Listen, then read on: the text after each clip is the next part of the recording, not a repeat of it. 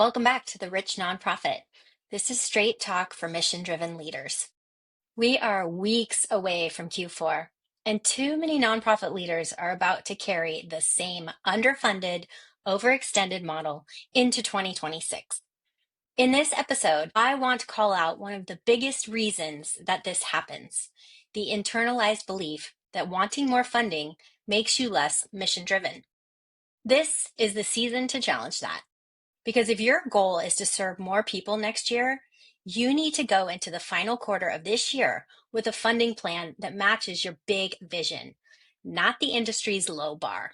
If you're still trying to contort your nonprofit around limited funding instead of building funding around your nonprofit's needs, this episode is going to help.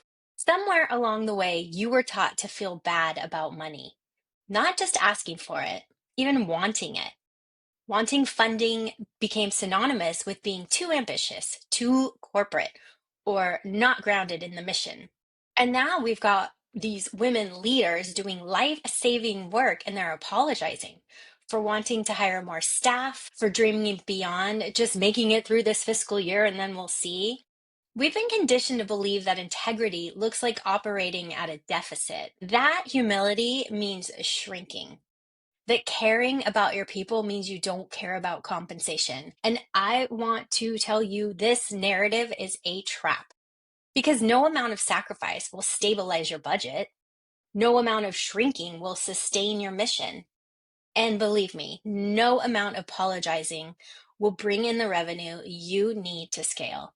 Money is not the problem. Scarcity is. And we've made scarcity look virtuous in this sector. Like running on fumes is a badge of honor, or working 70 hours a week for poverty level pay is proof that you care. That's not virtue. That's a system banking on your exhaustion. And I want to cut through it. You want to serve more people? You need more money. You want to increase staff retention? You need more money. You want to stop spinning in reaction mode and start building strategy? Well, that takes money also. And not just random chunks of it that show up during grant season. I'm talking about recurring, predictable, unrestricted funding. The kind that gives you breathing room, that lets you lead without micromanaging every dollar. The kind of money that lets you plan. This is where so many nonprofits stall out. They wait for the funding to arrive before they allow themselves to lead boldly. But leadership doesn't wait. Leadership goes first. If you are leading work that your community depends on, you don't just deserve to be fully funded, you have a responsibility to be fully funded. And the truth is, your staff feels it when you're scraping. Your programs suffer when you're afraid to grow. And your community loses when you treat money like something you tiptoe around. And I know some of you are listening to this and still trying to justify the smallness. I don't want to come off greedy. I'm not in this for the money. I just want to make a difference. But let me be clear. You can lead with values and still pursue funding unapologetically. Those things are not in conflict. Wanting your work to be resourced isn't greed. It's stewardship, sustainability, it's leadership. You can't create a legacy from your personal energy alone. Now let's talk about what changes when you stop treating money like it's a dirty word. You move out of contingency mode. You start designing roles based on need, not what you think you can get by with. You stop saying yes to funding that misaligns with your mission. You build teams that stay because they are paid fairly. You create real evaluation and growth cycles instead of another year of duct tape and hope. Most of you aren't dreaming too big. You've been taught to dream too small. And it shows up like this. Launching a program without a budget for administration, accepting board pressure to do more with less, writing grants with a $20,000 cap to cover $80,000 of work, avoiding major donor asks because you don't want to seem pushy, discounting your own time over and over again. You have learned to make it work in scraps, and now you feel uncomfortable asking for enough. But what would shift if you stopped centering comfort and started centering capacity?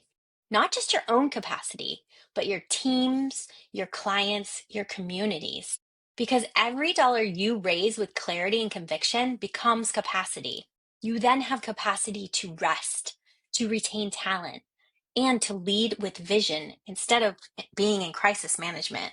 Think about having capacity to pause, breathe, and build your mission so that it lasts.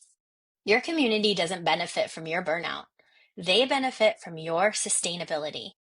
And you don't need to prove your worth by undercharging. You need to stand in the worth of the work already happening. And if you're wondering, well, okay, where do I begin with this? You can start by auditing your message. Is it rooted in scarcity or strategy? Audit your fundraising plan. Are you planning ahead or are you just scrambling for what's next? Audit your beliefs. Where are you still scared to be seen as powerful, as resourced, as bold, as visionary? If you want to lead with more clarity, be sure to sign up for my Rich Nonprofit newsletter. It's a bi-monthly strategy for women who are scaling their missions. And in it, I share insights on funding, board leadership, team building, and mindset shifts, because those are needed also to scale. The link's in the show notes. And here's what I really want you to remember. You are not asking for money for you. You are building a movement that your community can depend on. And if people are uncomfortable with that, let them be uncomfortable. Because the work you're doing deserves more than a shoestring budget and a martyr behind the wheel. It deserves funding. It deserves structure. It deserves a leader who can fully lead and isn't apologizing for wanting more. You want to serve more people? Get fully funded and stop treating money like it's dirty. And if you're finished with designing your mission around scarcity and you want to close this year, knowing your funding plan for 2026 is locked in, take a look at my Momentum Strategy Retreats. This is where we rebuild your funding model, board alignment, and leadership structure in 2 focus days so you can step into the new year resourced, strategic, and ready. The link is in the show notes. And if you enjoyed this episode, next week, I'm digging into how the internal narrative, this idea that passion shouldn't be enough, keeps women leaders underpaid, overextended, and unable to ask for what their mission really needs. Because your heart is not the problem, but building your organization around guilt and grit, that's not leadership. So, yep, we're going there. I will see you next time on The Rich Nonprofit.